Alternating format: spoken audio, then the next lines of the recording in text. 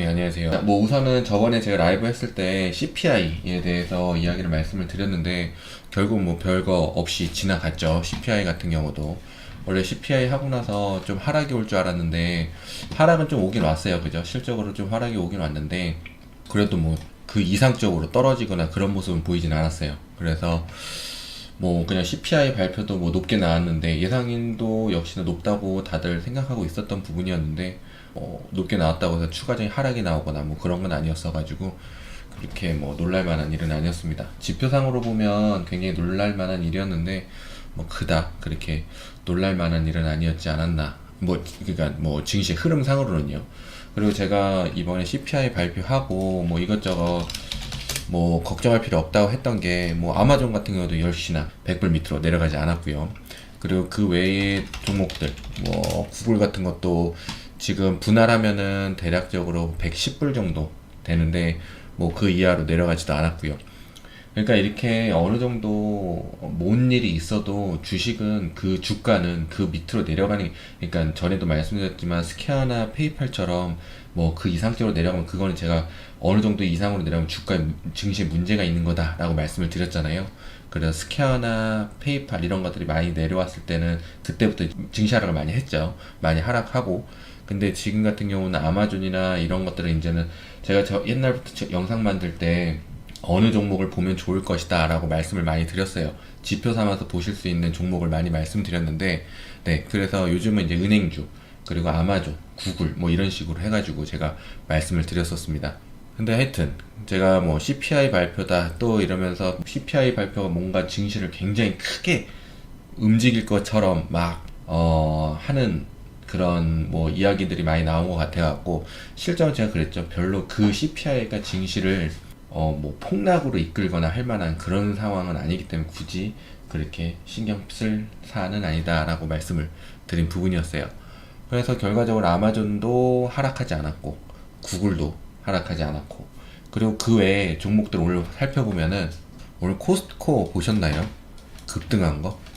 오늘 어마어마하게 올랐습니다. 코스코 같은 경우 진짜 어마어마하게 올랐고요.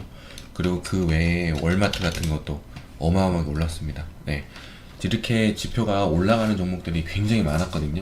그 물가 지표가 굉장히 많이 나왔는데도 지금 뭐 월마트, 코스코, 내일은 홈디포 같은 게 좀 상승할 여력이 나올 것 같은 모습이 보이거든요. 네, 이번에 그래서 0.75냐, 1이냐 뭐 이제 말이 많잖아요. 네, 그래가지고 그 미국에서는 어떻게 예상을 하는지 좀 설명을 드리려고 하는데요.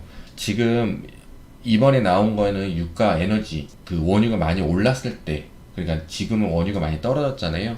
원유가 많이 떨어진 거를 반영하지 못한 거다라고 해가지고 지금 제가 전에 말씀드린 이게 반영하지 않은 거기 때문에 증시에서는 다음 달에 그 물가지표에 기대감을 해서 그렇게 많이 빼지 않을 거다라고 말씀드렸던 부분이거든요. 증시는 어차피 기대감으로 가는 거니까요. 하여튼 근데 지금 유가가 지금 굉장히 많이 하락했어요. 그래서 만약에 그러니까 지금 이제 단편적으로 간단히 유가로만 설명드리면 유가가 나라에서나 연준에서나 더 하락할 거를 예상한다고 하면요. 그러면은 아마 이번에 0.75로 가지 않을까 하는 생각이 들어요. 왜냐면은 그 인플레이션이 잡히는 거 지금 금리를 올리는 건 무조건 인플레이션 때문에 금리를 지금 올리고 있는 거잖아요. 그렇기 때문에 유가가 떨어지면 그래도 인플레이션에 영향을 주는 부분이기 때문에 다음에도 계속 원유가 하락하는 걸 예상한다고 하면은 아마 이번에 0.75로 가지 않을까 하는 생각이 드는 부분입니다. 근데 실물 경제에서는 아직 소비가 위축이 되지 않았잖아요. 지금 경제가 굉장히 좋잖아요. 사람들이 돈도 많이 쓰고 있고 그리고 쇼핑센터 가면은 굉장히 사람도 많거든요. 그리고 여행도 다니고 싶으면 여행도 다 다니고 있고요. 그리고 먹고 싶은 거 다 먹고 제가 이제 소비가 위축될 거다, 허리띠를 졸라맬 거다라고는 했지만 아직도 허리띠를 졸라매지 않고 있는 상황인 거죠. 인플레이션이 생기면 사람들은 자기가 부자가 됐다고 착각하는 시기다라고 말씀을 드렸어요. 인플레이션 사이클이라고 보시면 된다고 말씀드렸죠. 하여튼간에 0.75는 기정사실화가 된 듯 보이는데 지금 소비 위축이 크게 나타나지 않았고 계속 고용이 좋다 하니까 이럴 때 그냥 빨리 1% 올리고 넘어가는 게 좋지 않을까 하는 생각도 요즘 많이 하는 것 같아요. 미국에서는 인플레이션을 잡겠다고 하긴 해갖고 0.75 0.75를 올렸는데 0.75 작은 건 아니죠. 그리고 만약 이번에 0.75 올린다 해서 작은 건 아닌데 연준이 만약 0.75를 올린다 하면은 만약에 0.75 올렸는데도 인플레이션 안 잡히고 그리고 이제 소비 위축이 올 건데 소비 위축까지 오고 그리고 고용 쪽도 안 좋아지면 다 난감해지기 때문에 지금 소비도 좋고 고용도 좋고 할 때 차라리 1% 올리고 그 다음부터는 0.75나 0.5로 천천히 속도를 줄여나가는 게 더 좋지 않을까 하는 생각이 들어요. 지금 실적으로 나라에서 국민들은 생각하는 거는 차라리 지금 빨리 올려라. 빨리 올리고 맞을 거 빨리 맞고 하자. 그리고 1%를 올려도 그렇게 증시에는 영향을 주지 않을 거야 라고 하는 측면들이 굉장히 많거든요. 우리는 지금 맨날 0.75, 1 가지고 0.75 올리면 증시가 망할 거고, 증시가 뭐 많이 하락할 거고, 뭐 하고 막 말이 많았었잖아요. 근데 실적으로 여지껏 뭐 0.75 올리든 0.5를 올리든, 뭐 증시가 좀 내려오긴 했지만, 실적으로 뭐 제가, 제 개인적으로는 증시가 많이 떨어지거나, 뭐라 그래야 되죠? 막 증시가 무너질 것 같고 죽을 것 같은 그런 분위기는 아니었거든요. 하여튼 지금 같은 경우는 좀 실물 경제에서는 좀 1% 정도 그냥 빨리 움직이고, 가는 게 어떻겠냐라고 하는 말들이 많이 나오고 있습니다. 그리고 이번에 연준 그 제임스 블러드 또 총재가 0.75% 금리 인상을 좀 지지한다고 말을 하긴 했잖아요. 뭐 매파적인 사람인데 지금 약간 조금 0.75 뭐 마치 비둘기파인 것처럼 나오는데 0.75는 굉장히 높은 건데 하여튼간에 그렇게 되면서 지금 이런 것 때문에 오늘 증시가 좀 상승했다라는 말도 있는데요. 하여튼 지금 앞으로도 뭐 물가지표 같은 경우도 그렇게 뭐라 그래야 되죠? 신경을 써야 되지만 그렇게 신경 쓸 부분이 아니다라고 생각이 드는 부분이고요. 그리고 증시적으로 보면은 아마존이나 구글 같은 게 100불 밑으로 내려가지 않는 이상은 그렇게 걱정할 부분은 아니다라고 말씀드리는 부분입니다. 그리고 제가 향후적으로는 뉴스거리가 있으면 그거에 대한 이야기들을 덧붙여서 이야기를 해드리려고 하는데 계속 이야기들이 반복이 되니까 뭘 덧붙일 것도 없고 그냥 저는 지금으로서는 걱정하지 말라는 말만 할 수 있는 게 없더라고요. 그래서 이번에 CPI 나올 때도 걱정하지 말아라. 뭐 더 이상 그렇게 문제가 될 건 아니다. 저 추가적인 하락하는 거 쉽지 않을 거다. 그리고 반등이 나올 수도 있다. 왜냐면 다음 달에 이제 지금 원유가 떨어졌으니까 인플레이션이 좀 잡혔다, 인플레 정점이다, 뭐 이런 얘기 나올 수 있는 상황이었으니까요. 하여튼 그런 상황입니다. 연준이 금리 올리려고 명분을 만들어야 되는데 고용 쪽을 말할 수밖에 없어. 연준이 금리 올릴 때 제일 먼저 말한 게 뭐예요? 지금까지 끌어오는 게 고용이 좋잖아요. 고용은 다시 말씀드리지만 고용은 좋은 게 아니라요. 일할 사람이 없어서 고용이 좋아 보이는 것 뿐이에요. 일자리 늘어난 건 사실인데 코로나 전으로 완전히 돌아간 건 아니거든요.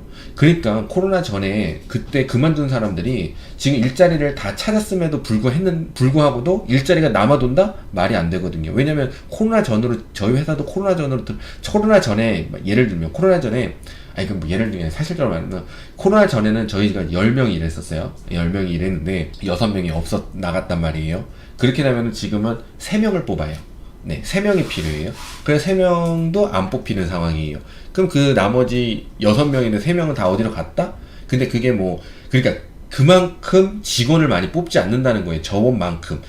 완전 최소의 인원으로 가다가 사람이 필요하니까 뽑기 시작했는데 그러다가 옛날처럼 뽑는 것도 아니고 그냥 고작 1명, 2명. 옛날에는 6, 7명이 일하다가 6, 7명이 없어졌다가 이제는 1명, 2명을 뽑는 건데 그런 사람들까지 뽑기가 쉽지가 않아요. 그래서 솔직히 말하면 지금 상황은 어느 누구도 고용이 좋다고 얘기는 하지 지표로는요. 근데 사람을 구할 수가 없다. 그렇다고 해서 그 사람들 다 어디로 갔어 이렇게 궁금해하지 진짜 완전 고용이다라고 생각하는 사람은 아무도 없어요. 그러니까 정의적으로요. 완전 고용이다라는 정의를 갖고 말하는 사람은 없어요. 그래서 지금 뭐 하여튼간에 고용 쪽이 좋다고 계속 말을 하고 있으니까 이 고용은 계속 좋을 거예요. 왜냐면 일할 사람이 없기 때문에 고용 쪽은 계속 연준이 금리를 올리기 위한 그리고 증시가 아직 경기가 좋다는 걸 말해주려고 하기 위한 계속 뭐라 그러죠? 핑계거리로 사용을 할 거예요. 그렇기 때문에 차라리 이럴 때 금리 팍 올려갖고 운영을 하는 게 낫지 않을까, 빨리 인플레이션을 빨리빨리 잡아버리는 게 낫지 않을까 하는 생각이 드는 부분이긴 합니다.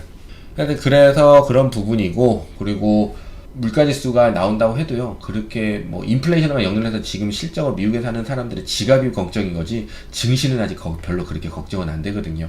네, 그래서 이번 연도까지는 그렇게 걱정할 부분은 아니지 않을까. 중간 선거라는 그런 되게 포커스적인 게 있기 때문에 중간에 나오는 물가지표 당연히 중요는 하겠지만 물가지표가 아마 증시를 굉장히 뭐 폭락을 이끄는 그런 정도로 가지는 않을 거다.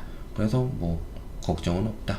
이런 바이긴 합니다. 지금 금리를 계속 올리고 있는데 올리다가 금리를 멈추고 내리진 못해요. 왜냐면 내리는 잡던 인플레이션을 이제 완전 뭐 다시 인플레이션 올리겠다? 말이 안 되는 소리이기 때문에 실적으로는 금리를 올리다가 계속 백을 할 수는 없어요. 금리를 내릴 수는 없는 거고 금리를 완전 그냥 안 올리거나 뭐 금리를 인하를 하거나 그럴 수는 없는 거란 말이에요. 근데 우선은 지금 금리를 올리다가 금리를 살짝 1까지 갔다가 7월에 만 1이나 0.75 했다 그 다음에 0.5, 0.15로 간다는 건 결국 경기 침체를 우려해서 내리는 거기 때문에 경기 둔화를 계속 인식하면서 갈 거란 말이에요. 그러면 달러가 강세가 계속 일어날 거예요.